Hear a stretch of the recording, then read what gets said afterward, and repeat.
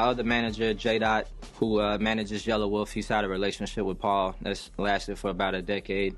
When it was announced that Paul would be the CEO at Def Jam, we felt like that would be a good fit for the music I was making at the time. So he met up with Paul and played him the early versions of Revolution Chapter 1, The Divided States of America. Paul liked what he heard. I had a meeting with him like December 2017. We spoke for a couple hours, and it was very clear that this pairing would be mutually beneficial. And then I got signed like the next month. So I got connected with Def Jam Records through my manager's relationship with Paul Rosenberg.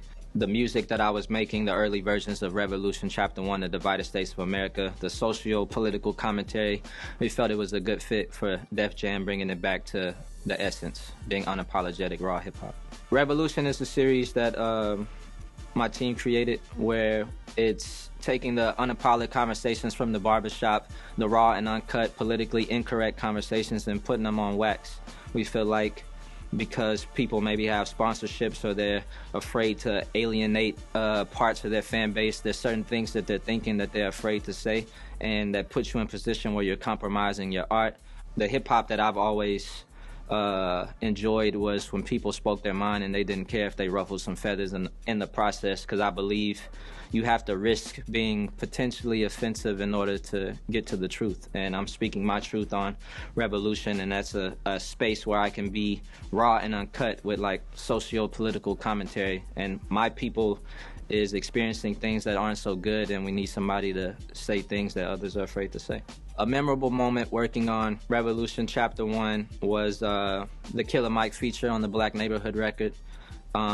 We was at South by last March, and we came back, and Killer Mike was going to be in Dallas the same time as me because Run the Jewels was opening up for Lord at an arena. So Killer Mike comes in, he listens to the record, smokes like 2 joints, goes in there and doesn't write a word, raps this whole verse, puts me on game with James Baldwin, and then performed at an arena like a couple hours later. And I was like, wow, there's levels to this shit. And to be able to shoot the music video in Atlanta with him was a great moment for me in my career. And the fact that he fell in love with the record enough to hop on and do a video, that meant a lot to me. A few things I learned from Killer Mike was, one, he told me to always stay on the road. You need to stay on the road as much as possible. And number 2, we showed him a version of my Like Me music video before it came out. And after he watched it, he recommended that I study James Baldwin because he believed we had a similar message and a similar tone. So I was appreciative of the fact that he put me on some important African-American leader and voice.